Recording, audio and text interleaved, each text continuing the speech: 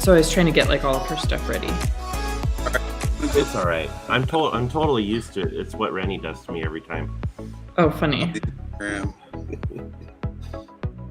So why are you guys in a state of emergency? Do you have fires or something? No, California. It's always a state.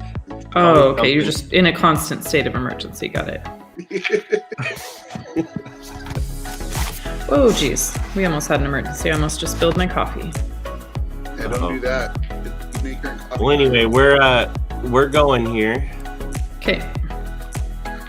So Brittany's on her way to, well, not yet.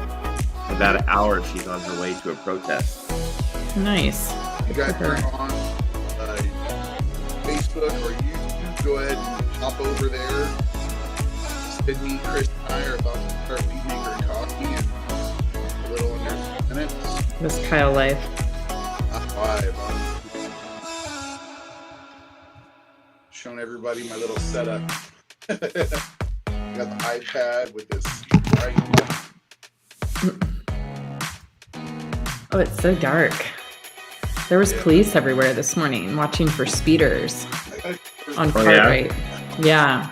I accidentally took a left onto Hidden Springs instead of a right, and so I had to go out the Humphreys exit, and there was a police officer hiding in the bushes with his lights off. Luckily, I was going exactly the speed limit, but I was just like, whoa. And then, yeah, I saw somebody else pulled over coming back, so just be watching the early morning speeders. How come you accidentally made the wrong turn? I don't know. It was Too sleepy? 6:30. 6:30. Was it thinking? Which is so funny because I hardly ever go out that way, so I don't know. William, Lara, we only watch these lives for Sydney and not Kyle. Thank you, William. That's so nice. Are you? Go ahead and head over there. Okay. I think Kyle'll be live on Instagram. Yeah, he is. All right. Cool. I was just getting people over there. Do you guys have a good weekend, Chris? It was There alright. we are. It was a lot of working around They're now. working.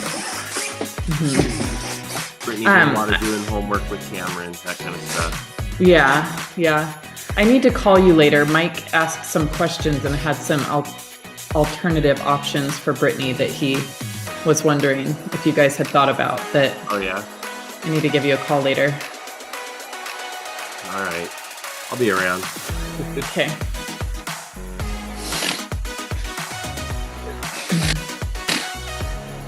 We just worked the whole weekend. My body hurts so bad. I took forever to fall asleep last night. You know when you do something you don't normally do?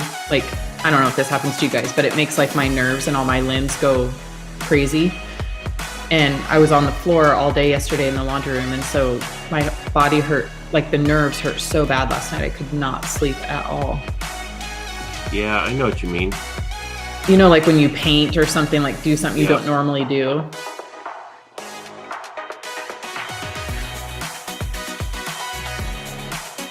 That happens to William when he details cars. Yeah. She has to Hi, Josh.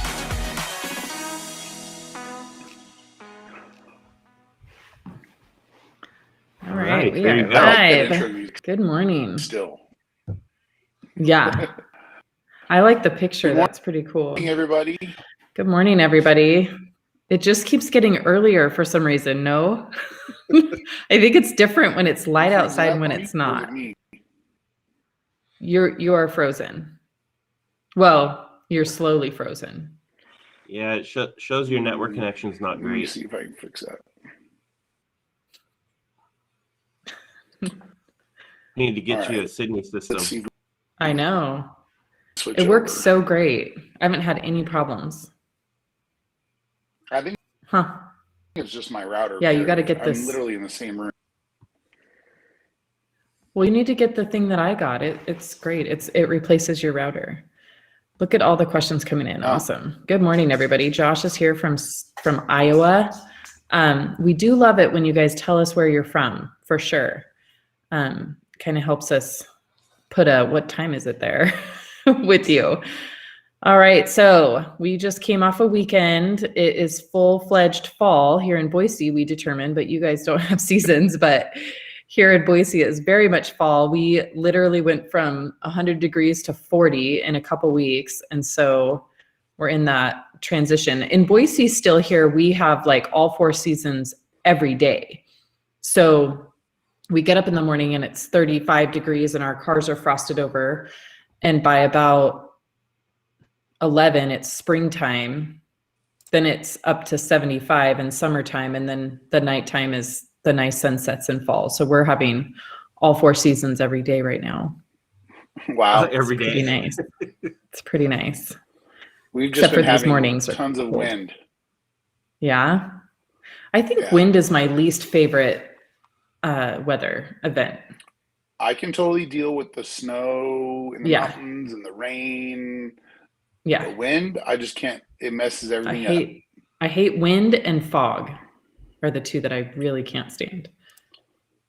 I don't like fog. I can Cool. live with the fog, but well, I can't you want to go ahead and start off and talk about your Yeah. latest details and Yeah. the products you used? Yeah. So the last couple weeks for us, I'm sure you guys have been hearing some rumblings and some talk. I think most people know now that dynamic dressing is on hold. That is literally, one of my most used products. I love dynamic dressing. And so I've been just kind of experimenting. We have a lot of great dressings. That's the good thing, is we have a lot of good ones to choose from. So then obviously my second favorite one is Wipe and Shine. That one's all good, but was trying to find something, really just to fit that niche of, in and out fast, maybe like a maintenance wash, something like that. And so I've really started using Odyssey a lot more, which I really love Odyssey. And I think that the application is probably maybe the one that my application, let me just put that out there. It's totally me. This is a me issue. My application tends to make a little bit of a mess. So I use an air driven gun from my air compressor, because I like to put it all up in the fender wells and on the tires. I like to spray everything with it, the running boards of trucks. So I use it on a lot of trucks, but obviously it's not so bad now, but during the summer, because I had a fan going in here, it would tend to, get in the air and then settle. And so I'd have to make sure that I did the tires before I did like the final wipe down or even the windows outside. So now that I don't have the fan in here going, I've been able to use my Odyssey a lot more. And then I remembered why I loved it so much. And so this last week I got to use Odyssey almost every day, which was awesome. I also did finally fill up a secondary bottle so that I can just spray it directly on my brush and use it like a normal person. But I just really love that dressing. And so I think that, that's one that I just wanted to talk about.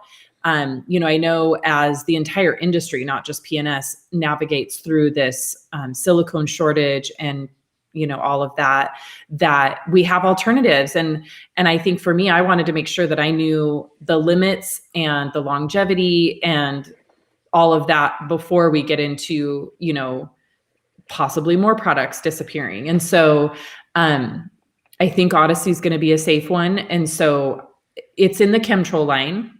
In case some guys don't know, that comes from the Chemtrol line. It does not go through the Chemtrol though. It just kind of goes with that line. It's just a really great dressing. It smells fantastic. I would describe it kind of smelling like clean cotton. So it leaves a great scent in my shop, and it just has a really nice black flat satin appearance, and it does great on the fender wells.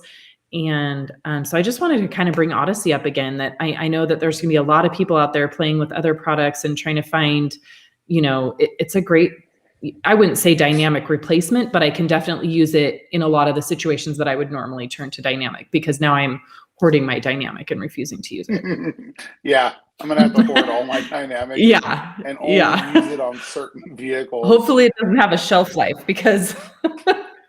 Yeah, I'm gonna try and stretch that out over the next year, and hopefully we have it back in stock, by beginning of next year, we can pray.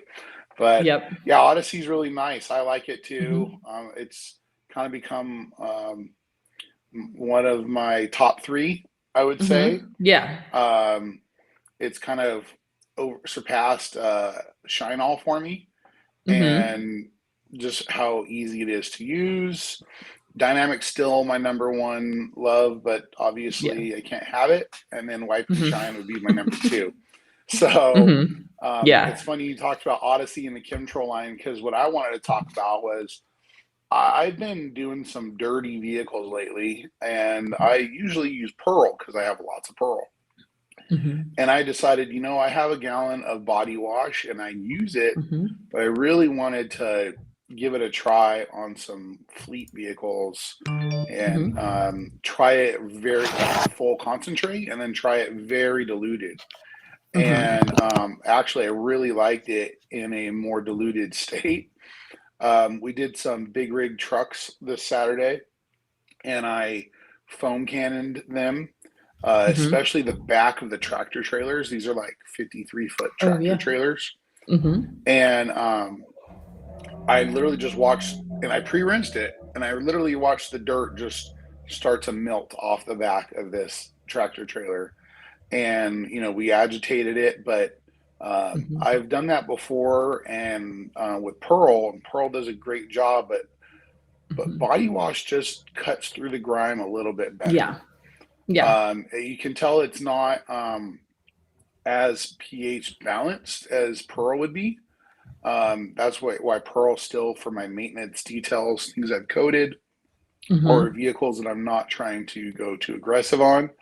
But if you guys are doing large vehicles, or if you want to try and get some dirtier grime off this winter coming on some vehicles that have been out in the snow, I would give body wash a try. It's a nice soap.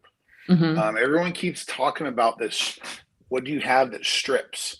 We need a stripper soap. And I don't think that body wash is meant to strip, but it does have a little bit better cleaning ability than Pearl would for those vehicles that you need to be a little bit more aggressive.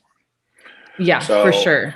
Yeah, I love body wash too. It smells really great. But yeah, I agree. It doesn't like strip your waxes and sealants and all that good stuff off, but it definitely cuts through the dirt for sure. And that's kind of when I use it too, is if like I'll probably start using it here pretty soon. I'll have a lot of customers coming back from hunting and skiing and things like that. And if a vehicle comes in with a lot of that, dirt and grime on it, I definitely foam it with body wash, because it does just, it cuts through it really fast. So, somebody had a good tire dressing question that I wanted to go back to. I think it was Corey. Yeah, let's start the questions. There's a lot of them popping up. Sorry, hold on. That's okay. This one. So let's talk about this, because I like this question. So what type of shine does each one give? So I'll run through the ones I'm using right now. So I'm using, obviously, Odyssey that I talked about. Odyssey gives, I would definitely say, a satin finish. So it's not real shiny at all unless you did like 2 coats. So I do 1 coat, and it's very satin. And the nice like thing about Odyssey is semi-gloss. Definitely more of a semi-gloss. It has a little gloss to it, but it's not like a matte finish. But it's not shiny. Yeah, it has a little bit of gloss, but it's not shiny. And then Wipe and Shine is maybe just, I would say it's almost maybe a smidge shinier. Okay. And it doesn't, Odyssey definitely blackens the tire more than Wipe and Shine. The reason that I love Wipe and Shine so much is because of the spray issue. And that goes with a spray bottle, air gun, whatever. So I use Wipe and Shine on cars that I coat, because I don't want any of those silicones or anything floating around in the air at any point during that appointment. So I use Wipe and Shine on all my coated cars. It also, the application process is a little bit longer for Wipe and Shine. So that's like my top tier coating. And it's nice because it doesn't have any cleanup on the wheels and stuff, because you don't make quite as much of a mess. But you can be a little bit more precise with it. Yeah, so Wipe and Shine is a little bit shinier. Then you've got things like, and some of them we don't make anymore, but we've got a few coatings that were, or not coatings, dressings that we're kind of playing with that have that little bit more glossy shine. I'm not a huge fan of that always. We've been playing with one that I don't mind. It's a little bit shinier, but I honestly don't mind it. And then Dynamic tended to, at least the dilution I used it at, was not shiny. It was kind of a matte satin finish, more, on the satin, but more towards the matte versus the semi-gloss. So I think the biggest standout for me with Odyssey is just the darkening effect it gives. It does, for some reason, make tires look blacker. Yeah. Because if you have a slightly dirty tire and maybe you didn't take the time to scrub the tire with Undressed and really strip the tire down. And you use one of the other dressings, you can kind of see through the dressing and see a little bit of the brown. But Odyssey it like hides that. And makes the tire look darker. So it's pretty cool. Yep. All right. Let's see. Lynn says, is Bead Maker a base coating like a sealant or a top coat to an already sealed ceramic graphene coated surface? All right. So I think it's both, right? Yeah, it's actually so versatile. Bead Maker can be a base protectant. If you prep the vehicle and put it on, right, you can put it on pretty generously and get a good amount of protection where, on the right vehicle, we can see that 4 to 6 months with Bead Maker. Generally, I see around 3 because, people run them through the car washes or whatever you have. But Bead Maker is also a great top coat. I'm going to go do 2 maintenance details on coated vehicles when we're done with Bead Maker and coffee this morning. And I'm going to be using Bead Maker as my maintenance on the ceramic coating. We're going to go wash them, clay them, inspect them while they're wet, and then we're going to lay down Bead Maker on the top to maintain the coating.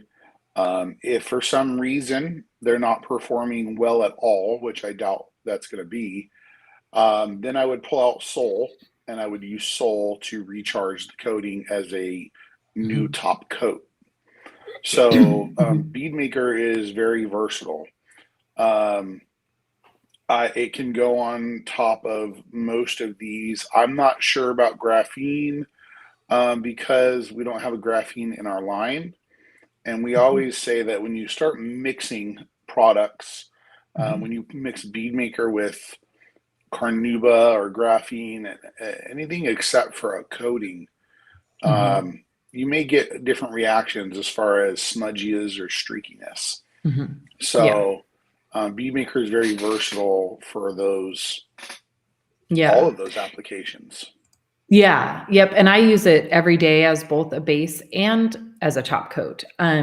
So, just in general details that come in, it's usually their base coat and their only coat, and then ceramic maintenance or, during the ceramic coat process, depending on what I'm doing, occasionally I'll use Bead Maker. So, and I've never had any problem putting Bead Maker over any coatings, but I have had problems putting it over other SiO2 sprays.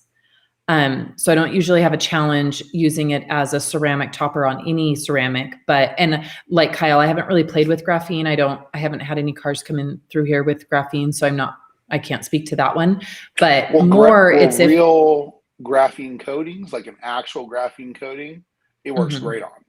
Graphene sprays, I've never used a graphene spray. I really don't. I just haven't had a whole lot of luck when there's a newer layer of an SiO2 spray. That's been, and I can only think of like 2 cars that I knew that was on there. And when I put Bead Maker on there, it didn't really play well, but, so you can use it. That's the beauty of it, is you can use it for whatever you need. All right. So will Bead Maker mask the superior hydrophobic properties of a ceramic coating? And no, it's not going to mask them like it's going to slow down the performance, because Bead Maker is actually have really good beading properties itself. I don't think you're gonna. It depends on the coating, but you're Yeah. not going to notice a slowdown of beading or a increase of beading with Bead Maker. I've done different brands of coatings, and Bead Maker complements the coatings well. I will say I've used Carnauba sprays and Carnauba wax, and I've seen what it can do on top of a coating, and it does slow down the properties of a ceramic coating. I actually had a customer that we coated a truck for a couple years ago. Guy is a rude guy. And he paid the guy who washes his truck to wax his truck. When I came to do a maintenance, like 6 months later, the vehicle did not bead water at all. And he was complaining about it. And I said, well, someone waxed your truck. He goes, he said, no. We fought about it, and I showed him all of the places where there was Carnauba wax in the plastics, in the clear bra, all the areas where whoever washed it damaged the coating. And so that was his fault. I told him not to wax it, but he wanted it waxed. Everyone wants a wax. So don't slow down the performance of your coating by using a wax. You got this high performance, like you said, a superior hydrophobic product. If you mix wax with that, it's like watering down, race fuel with 87 octane. It doesn't make any sense. So you can stick with Bead Maker. There's other recharge products out there that whatever coating brand it is usually has a maintenance topper for their coatings, a sealant. But Bead Maker works great. Yep. I'm liking the discussion about the dynamic in the comments. I'm gonna have to go back and read those, figure out how I could get some. Okay, so Dead Petal says, just use Dream Maker this weekend on my black car. Wow, that stuff is bonkers. I love it. Yes, I am loving Dream Maker. It's so fun to use. It smells so amazing. Yeah, I love it. It's really, really great. Really it's great. Cool to see. When I was down in a PDT in Vista, California, doing a couple weeks ago, we did a training. We did Dream Maker on one door of a silver car. And then we checked on it a little bit later. That door was super glossier compared to the rest of the vehicle. It looked like the fender that we ceramic coated was sole. So it was like door, nothing on the next door, and then the fender, and they were both glossy. And it stood out in a picture, so it was really cool. Yeah, and it's funny that you mentioned that, because this weekend I was driving around in Boise, and some of you guys may know Gabe Garcia from the Rag Company, and I was in his neighborhood, and he has that silver Civic, if you guys follow any of those guys' stories, but he has the silver Civic. I think it's like a 99 or something, really old, and it's ceramic coated, and it looks nice. But it was funny because I had driven by and I had texted him, I think Saturday or Sunday morning, and I said, hey, even my husband noticed the Civic. He didn't know that was Gabe's house. We just drove by, and he noticed the Civic and was like, wow, look at that Civic, and it just looked different. And so it was funny because when I had texted Gabe and said, wow, the Civic looks amazing, he said, that is so funny that you say that. I just literally wiped it down with Dream Maker last night outside. And it looked different than it normally looks. You know what I mean? Like, it totally caught your eye, even on a silver 1999. I mean, it just looked absolutely amazing. So it was funny that he said that was the difference, was that he had wiped it down with Dream Maker, but it was, even to me, it was super noticeable. So that was really cool. It looks like Rennie needs some Dream Maker. We can tell you where to get some, Rennie. Yeah, we know where you can get some. Come on. Headquarters, ship them some Dream Maker. Yeah. I think Dead Petal says the Dream Maker gloss really do hit different, for sure. You had a winking eye on that. Yeah. Maybe we can get some up there before we have our get together in a couple weeks. That would be nice. All right, so Dead Petal, with what are your opinions on using a soft bristle drill on leather seats? I've never used a drill on leather. I've always hand scrubbed leather. I steamed leather one time and I didn't like it. It felt like it dried the leather out too much. So I just use So a brush. I don't use a drill, but what I do have, and if you want to go check out I think it's on my personal TikTok. It might be on the PNS one too. I think I copied it over there. But I have a 3-inch air-driven drill that attaches to my air compressor. And I will I do have a really soft black Velcro 3-inch brush that I've used. I also have these cool little pads from Autofiber that are, if you know about the Scrub Ninja, it's like that same scrubbing material that's kind of, it's a little similar to the VLB brush, but it's this white little, pokey material that's really soft. They're available through Detail Plus also. I think Pete has them now. Yeah. And so I use that on leather when it's really bad. I don't use it standard every day. We're talking the leather is already really dirty, pretty beat up. It doesn't cause any damage. I just don't find that amount of mechanical scrubbing is needed on a daily basis. But so I have used the air driven tool and that thing is amazing. I love that. And then I do use steam, but I don't, I use it more of a rinsing, to rinse more. I'm not like full on, I'm not steaming with a brush. I'm more spraying it to rinse the express off and things like that. But or you steam to steam out the stitching. I use that to steam stitching, or if there's like a little booger or something in one of the perforated holes, it just blows it out. Right. It's funny you say that because I used my Flex PXE 80 with that 3-inch, and so I liked it because it's not a rotary. And so if I had it on slow and it stalled on the leather, it's not going to keep, it's not going to hurt it. So I've done that before. Now that you mentioned that backing, but you gotta do really, really slow. And remember when you get close to where the butt part of the seat and the back of the seat meet, whatever is spinning, it could damage, either part. So you don't want it to rub on the leather there. Yeah. But I usually use a Scrub Ninja type material. That's kind of my go-to now. I like to clean leather by hand.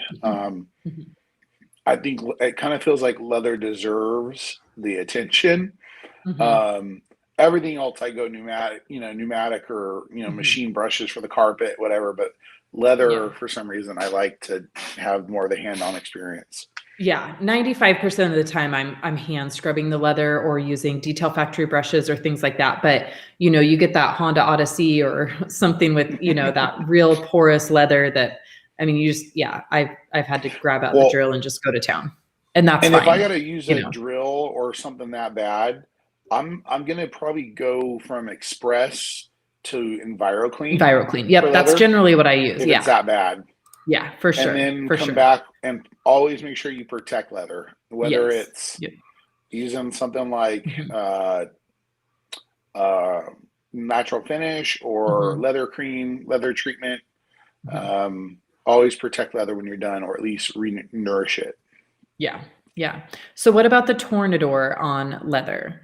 I have like an off brand of Tornador. It's not the Tornador brand. It essentially does the same thing. I use it on leather, but I use it more to blow out the cracks. I'm not right on top of the leather. There's been a few times when I do have like those perforated holes that are full that, I might use it to blow quick, but I'm not holding it down because they're pretty forceful. So again, it's leather. You want to be really careful. But sure, I use it up in the air and to blow out the cracks and stuff all the time.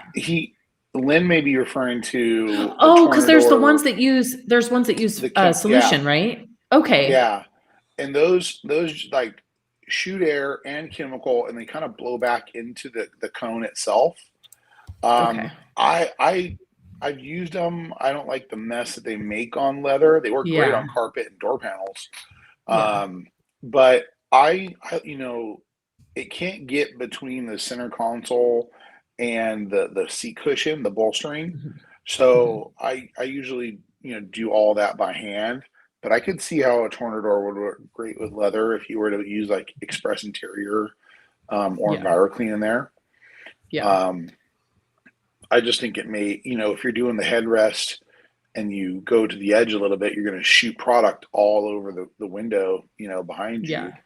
Yeah. But that's Yeah. one And reason I don't like to make a mess. yeah. And I'm pretty conservative on the interiors too. I don't like to get a lot of overspray and I don't like to be more aggressive on anything, even the carpet. You know, a lot of times I don't use a steamer. If the carpets aren't that dirty, I just spritz them with carpet bomber, you know, use a scrub brush and then vacuum them. I don't ever over detail, if that makes sense. So Yeah. I don't ever do anything that, you know, I don't ever do more than what is necessary. So I wouldn't use that product if unless it was, you know, and I'm going to refer to the Honda Odyssey again, you know, unless you've got like a really dirty, you know, where you got to just throw everything at it. But I don't, yeah. I mean, I wouldn't use one. It would be one of those, it might be nice to have if you have that super dirty car, or if you do super dirty cars a lot, then, you know, yeah, you might want to look into it. But I've never found the need for one.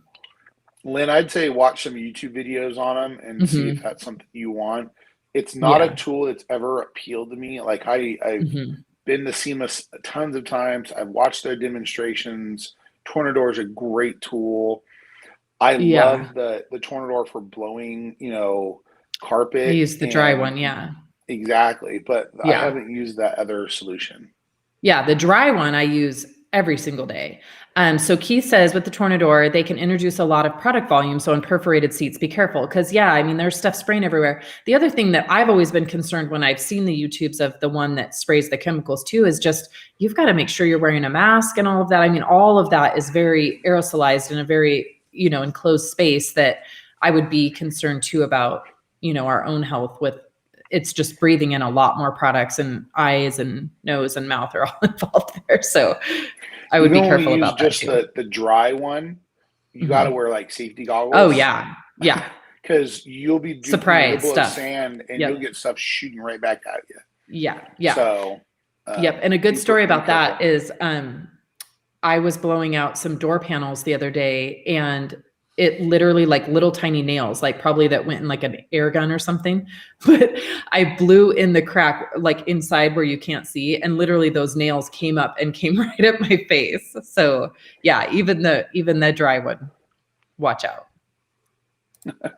You never know what's in people's cars. All right. So greetings from Trinidad. Awesome. Thanks for joining us. Does Clarity Cream have the ability to remove heavy water spots on windshield and glass with ease? And is it cerium oxide based? I'm awaiting my order for testing. So I don't know we'll say this. I've used cerium oxide to boost Clarity Cream and give more cut to that. I've actually added powder to my pad to do that, but it is not going to remove heavy water spots that have been there or have baked into the glass. If the water spots are heavy and they're recent, yeah, it'll take them off. And it'll be safer than using an acid, because you don't want to use an acid on a windshield. Been there, done that when I was a kid. And if there's any pitting at all on a windshield, which there always is, you will now be leaving tiny etched marks every tiny pit. Acid will do that. So Clarity Cream will remove heavy water spots if they're recent. If they've had a long time to bake in and they've already baked into the surface of the glass, it will clean them up. It may not fully get them out. But I did a test when I was down at Hot Wax in Orange County, where we took Clarity Cream and we used a maroon buff and shine pad, and we boosted it with some cerium oxide, and it got rid of some very light scratches that were on the window, but it wouldn't get rid of really bad ones. So Clarity Cream is meant to prepare glass for a coating and to get off light water spots and to clean windows. It's not meant to be a heavy glass repair product.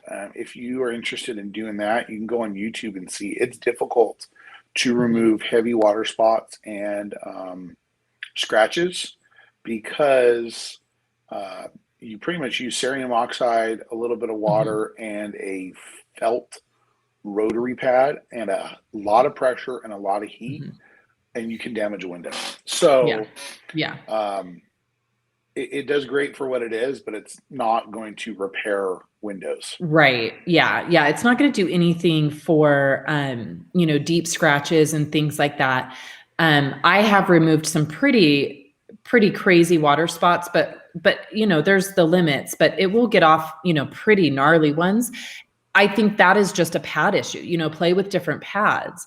The Buff and Shine Maroon is awesome with Clarity Cream on ripping water spots off. And then sometimes I have to go to wool.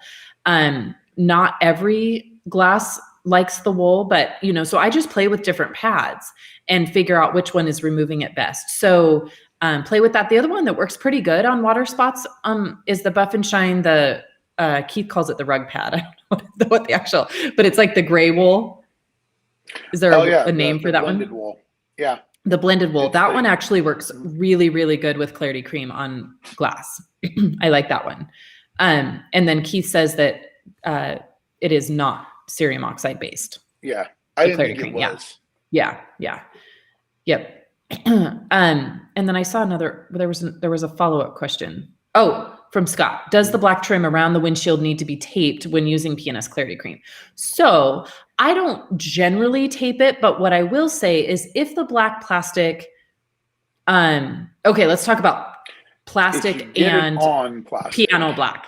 So two different types. So first, let's talk about plastic. So I don't generally tape off plastic, and it's not a problem unless the plastic is really old and gray. So, and where I see problems actually more so than trim is the cowling between the windshield and the hood.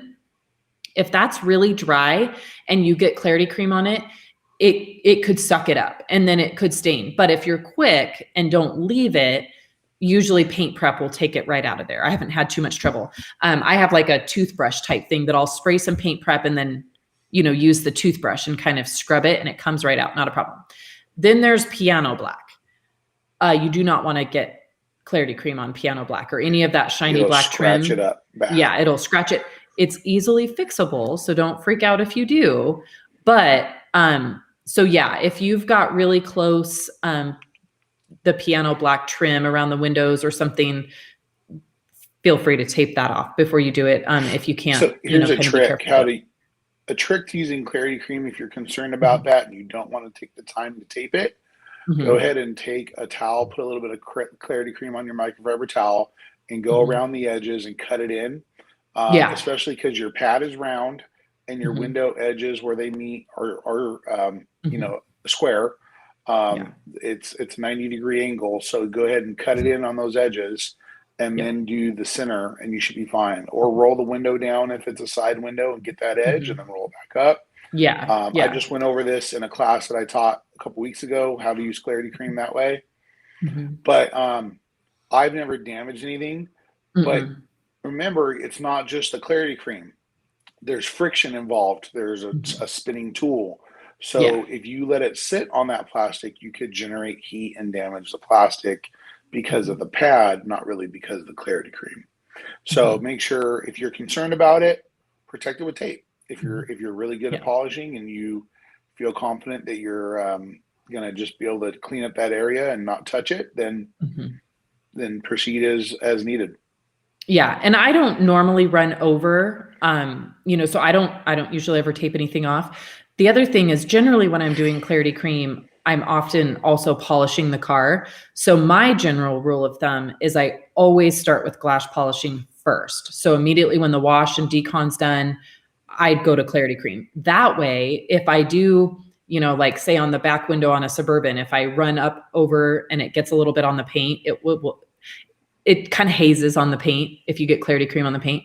So I start with all the glass. And that way, if I did run over with my polisher, on the roof or whatever, then that is all going to be super easily fixed during the polish process. But that is why I do clarity cream first before polishing the vehicle. And then obviously if I'm doing like just a quick buzz on the side windows on a regular detail, then I just, take extra care. So yeah. Let's see. Cool. So Chris says a couple weeks ago, you suggest I use a clay mitt and bead maker to decontaminate my coated Tesla. What's the process to do this? I just received my clay mitt. Awesome. So I do this almost every day, Chris, on every single car, unless I'm coating the car. So my coating maintenances and then just my regular full details, same process. So you're going to wash the vehicle, and when it's still wet, so you're not going to dry it. Once you've rinsed it, still wet, you are going to spray bead maker. And I use it pretty heavily, like 4 or 5 sprays per panel. You're going to, make sure you get the panel nice and coated with it. Your clay mitt is wet, so you can keep it in your rinse bucket or something. So clay mitt is wet. And then you're just going to grab your mitt and, clay the area, go over that, 2, 3, 4 times with the bead maker on there. And that's kind of the lube. And it's also, applying the bead maker to the paint, and then you just dry like normal. So I go panel by panel. So whole car's wet, do one panel, dry it, go to the next one, do it, dry it. What I will say is you don't want to necessarily try to do like a whole side and then go back and dry, because depending on how much water you've left on the surface, that bead maker could start to set up. So that's why I just do panel by panel. I dry after I've clayed each panel. So it's super easy. It's only going to add about 15, 20 minutes to your whole wash process, and you're going to be absolutely good to go. You're going to love it. It's awesome. I do it every single day. Yep. I second that. Works great. Make sure your clay mitt is already broken in. Oh yeah. Yep. So use it on glass first. Yep. Yes. I did that once on a car and left nice haze of where it hit all of the top edges of the orange peel, and I polished car. So make sure your brand new mitt is broken in on the windows first. Yep. So just do that same process on the windshield or the side windows first before you move to paint, and you'll be good. Cool. So what's the difference between gloss enhancer versus dream maker? I'm assuming he means paint gloss. Paint gloss. Yeah. So there are some differences where dream maker is some things and it isn't other things. Dream maker is the gloss amplifier, and that's all it is for. It is a wipe on, wipe off, leave a beautiful gloss behind product. Final touch type product, but it's not meant to clean light dust away, where gloss enhancer or paint gloss can do a light cleaning as a very light type rinseless or waterless. It is a great clay lube.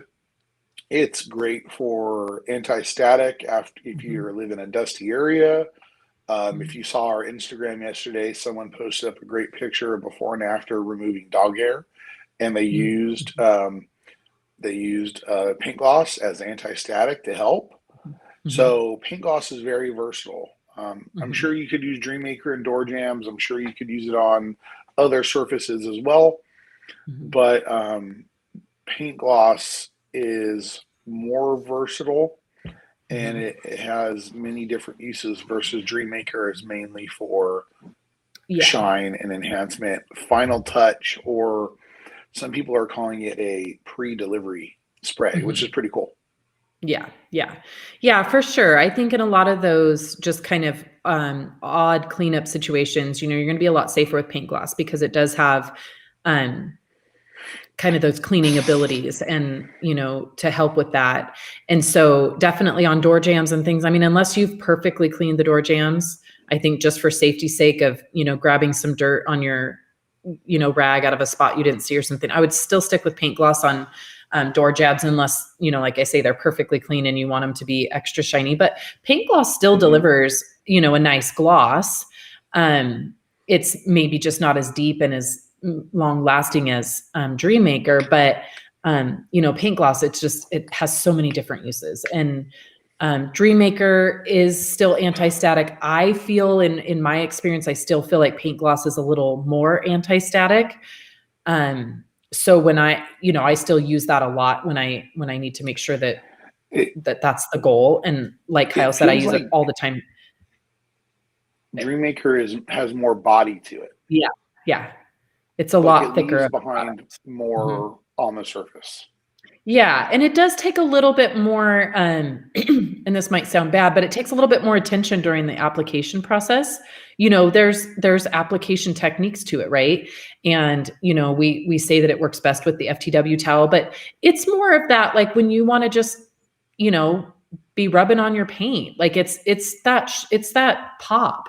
And paint gloss is easier when you just need to, quickly do the final wipe down of the car. You're hitting the wheels, the door jambs, the windows, the paint, kind of just, and you don't have to be as specific because it's less body on, the application. It's a lot more of a forgiving product as far as that goes.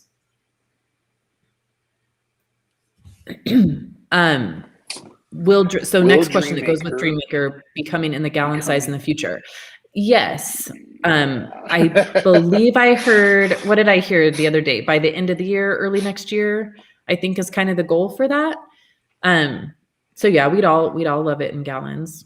So here's probably, I'll tell you what the problem may be with that. And that's why we're going to have to wait, to the beginning of the year.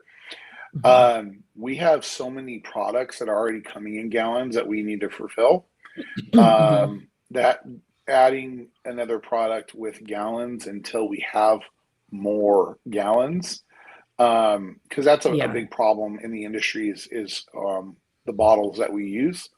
So that may be why we're going to be holding off, because we're trying to fulfill other products as well.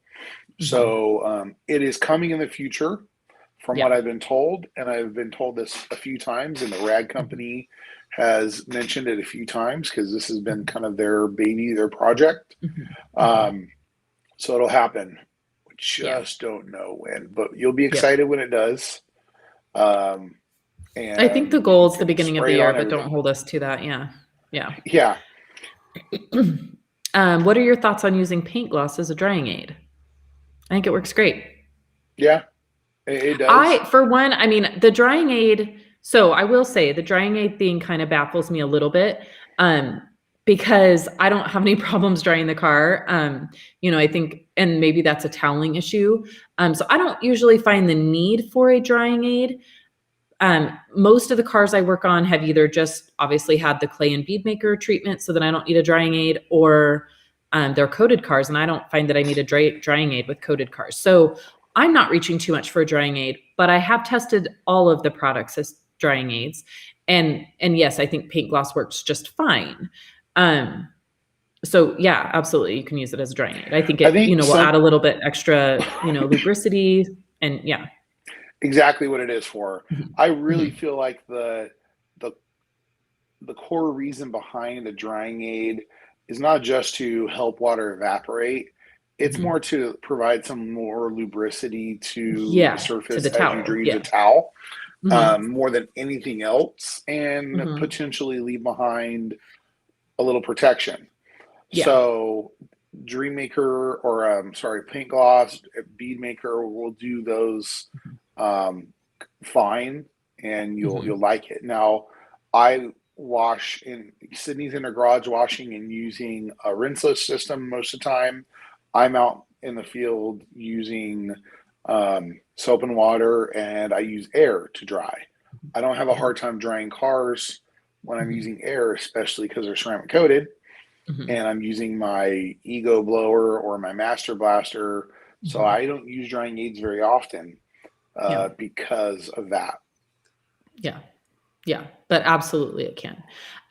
So this is a great question, Edward. So, and I can see that you're coming from YouTube, which is awesome. So on our YouTube channel this week, we will be releasing Kyle and Sydney's favorite towels. So watch for that, because this answers this question. So what towel do you like with Bead Maker? My personal favorite is the FTW. So The FTW, if you guys haven't tried one, you got to try one. They're amazing. So I use the orange FTW with Bead Maker. It's all that I use with Bead Maker, unless obviously a drying towel. And then I use the blue with glass and the pink with Dream Maker. So I have all my color coded FTWs, but absolutely FTW. The reason being on this for me here is I live in a desert area. I don't really understand the dusting issue that people talk about with Bead Maker, because every car here has dust on it. So I don't think one thing makes it worse or better. But what I have noticed is the static charge. I think that has a lot to do with it. So where the FTW is a short pile loop, it picks up all the extra product, so you're not going to have the streaking issue, but it also does not create a static charge with the Bead Maker, which I feel like is important. When using like a creature or an eagle, that can create a static charge where the issue is actually the towel. So the FTW, no static charge. Same thing goes for the glass. I know in a lot of glass cleaning, people have lint issues. With the FTW, you don't, because of the static issue. So definitely the FTW for the wind, but it means for the window. Sydney has converted me over to the FTW and I used to love, and I still, do like the plush towel for it. I have a bunch of orange towels. Maybe it's just because I own so many orange towels that I just don't want to convert over yet. Yeah. But I do like the FTW, and I know it's for the window, but when you're using it with Bead Maker, I say it's for the win. So it sounds cheesy, but I mean, that towel has taken on a complete different purpose now. It's not just for windows. Yeah. Kenneth mentions, and I've noticed this too. So notice the new pink FTW is a little bit different, not as dense, a little softer than the orange and the blue. So without having an official answer here, I know that I've asked this question on many other towel lines from the rag company. And so what happens is the color of the dye will make the towel feel completely different. I have noticed too that the pink feels different. I mean, it still works exactly the same, but they definitely feel a little bit different at this point. I don't know, because I haven't been through 5 to 6 wash cycles on my pink ones yet. I'm not sure, but yes, I agree. They do feel different. But if you think about like the creatures, same thing. The green ones are super soft, super fluffy. The blue ones are super stiff and rigid. I don't necessarily care for the blue creatures because I feel like they're stiffer. So when I've asked that question of the rag company before, it's been that the dye, the color of the dye can change the way the towel feels. So I'm going to guess that because it's that hot pink color, it might have a lot more dye in it than the orange and the blue, because those are a little bit more subtle of colors. So yeah, Kenneth, the creatures, they're the ones I notice the most. The black and the blue, because it's such a strong amount of dye, they're not near as soft as the green ones, not near as soft, or the gray. So, wow, your blue creatures are the softest. Mine are crunchy. So cool. That's awesome. Microfiber maintenance debate. Well, rags to riches. Yeah, rags to riches. Yep. Just use rags to riches. Okay, so he wants to know hot or warm water when washing. Warm. No hot. Never hot. Yeah, never hot. Yeah. Yep, that can melt the fibers and actually cause them to be crispy. So yeah, definitely just warm or cold is fine. As long as you're using a good detergent, that's what's doing the work, not the water. So, just use rags to riches, and even cold is the best, but I totally get when your towels are really dirty, you need to use warm water, and that's totally fine. And then when you dry them, I just put them on tumble air dry. I'll usually put them on like medium heat for like a couple minutes just to warm it up a little. And then I dial it back and just let it tumble dry. Yep. All right, Samantha, thanks for joining us. Have you ever had any issues with view glass coating, hard to take off and leaving almost high spots? I never have. I find view amazingly easy to remove. So what I would check is, are you prepping the windshield with clarity cream? Because that is something that we found when we were creating view, was that really the prep, just like with coatings, the prep, it's all in the prep. So make sure that you're doing clarity cream and then a really good wipe down with either paint prep or View glass coating, or I'm sorry, True View is fine as well. So either one of those. I honestly still use paint prep on the windshield when I'm doing a coating, just for a little bit extra to make sure that I'm, really getting everything off of there. So make sure you do the prep, make sure you're not leaving any, lint or anything like that behind. And then really, the other thing too is maybe check what applicator you're using. I only use the applicators that come in the box, or I also use, it's basically the same, but I buy the sheets from Auto Fiber with the foam applicator. So, the applicator can make a big difference though with View. So, make sure that you've got enough product on there, and then because that's what I think the key is. Enough product on the applicator. Have enough product. I put a pretty heavy amount initially on the applicator. When you go to do the other side, you don't need it. But if the applicator's dry and it slides across the glass and you can see streaks, you don't have enough material.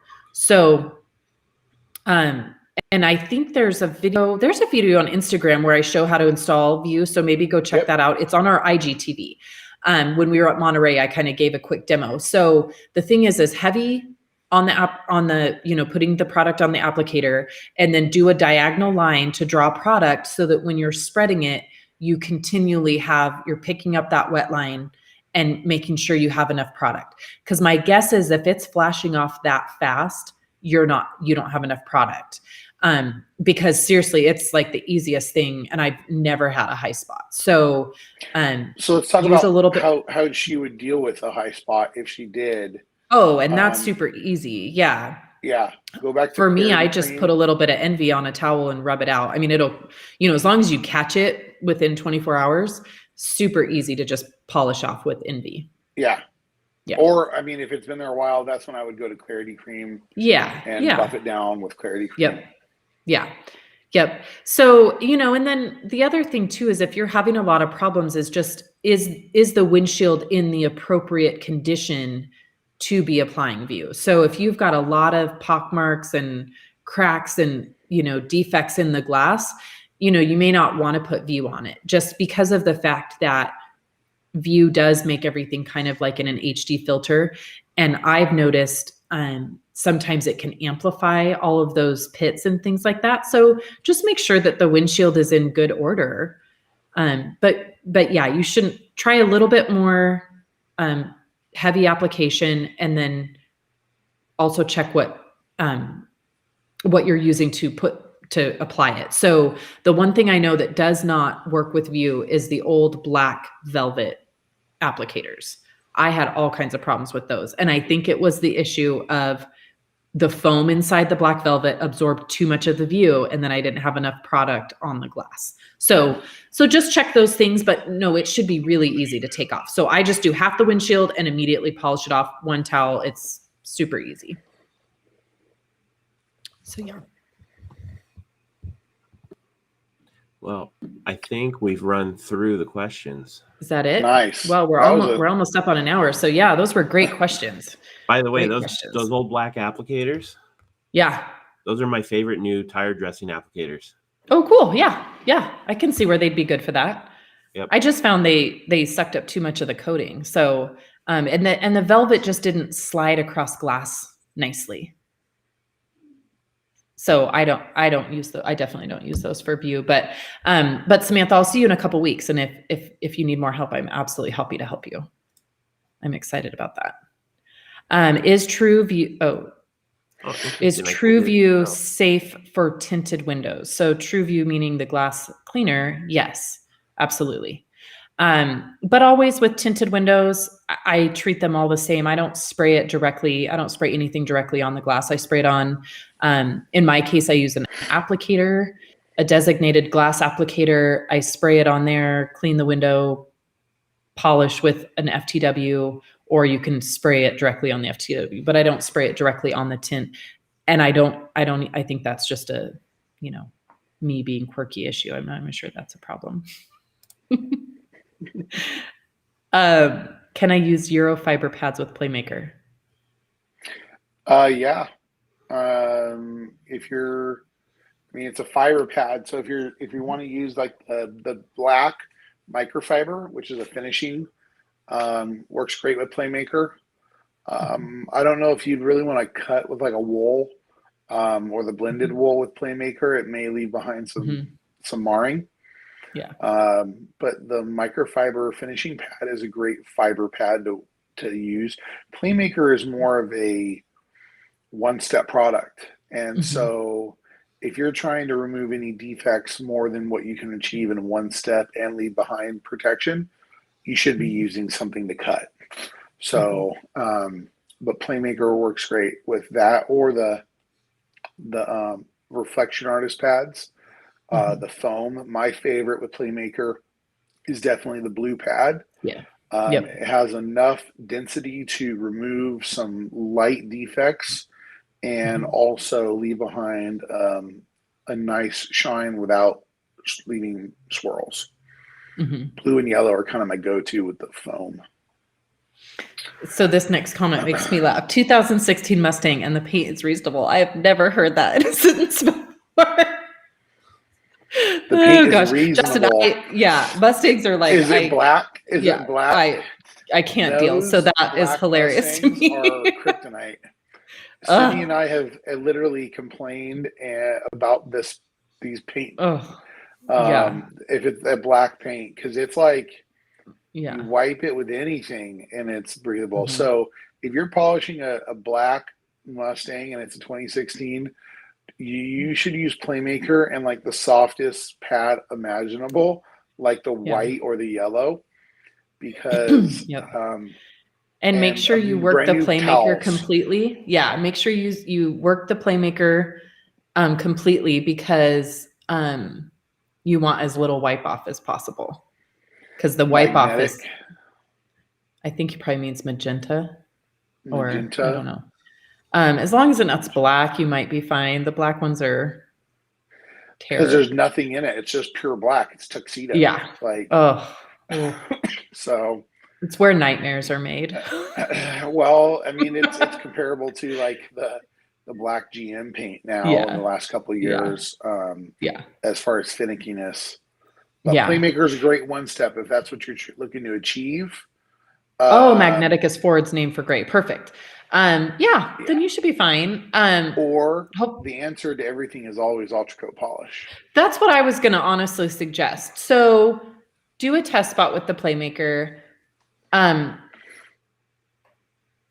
My only fear with Playmaker is it going to have enough moisture to not cause some hazing or marring or whatnot? So test the Playmaker, make sure you're getting the results that you want. And if you're not, and you need another one-step product, I have used Ultra Coat Polish on the Ford Mustang paint, and it's great.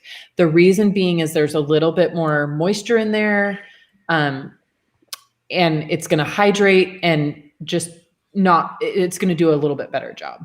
So, and all paint is different. All pads are different. So just do a test spot. And if you don't like the results, maybe grab a bottle of Ultra Coat Polish and see if that works for you. All right. Well, we are right at an hour. That was great. Run through. Thank you, everybody, for the awesome questions. Awesome questions. He has one more question. I'm in Perth, Australia, and your products are hard to get. I'll try to. Okay. Yeah. Look for that. I know there is a shop in Australia. I don't know if they carry it. I'd have to look into that. But just see how you feel. The other thing is, if you happen to have deep finish, that might be a little bit better too. I think that one might be a little bit easier for you to get. And so if I can't get Playmaker to work, I will often switch to just deep finish as a one step, and then, apply Bead Maker at the end. So see what you think. All of those products are great. From Australia lately, there's always questions from Australia, and they all want PNS. I know we have a distributor down there. Uni's awake. I saw her comment last night. Good she thought we knew these too early. Golden Gate North is here. Awesome. Well, you guys, next time we are going to try to have some guests on with us in 2 weeks. So look forward to that. We will, of course, be back 2 weeks from today for Bead Maker and Coffee. And we've got some little events coming up here and there. Oh, I should mention, I am attending Budco's Open Garage open house this Friday and Saturday. They are celebrating their 30 years in business. So I will be there. So watch for some, pictures and content coming from that event. And then we've got a couple in Utah, right? Yeah, Salt Lake City, Utah. Salt Lake. Yes. Yep. Okay. Yep. And then Kyle, you have an event coming up this week too, right? No, or is it next week? Next week. Next week. Okay.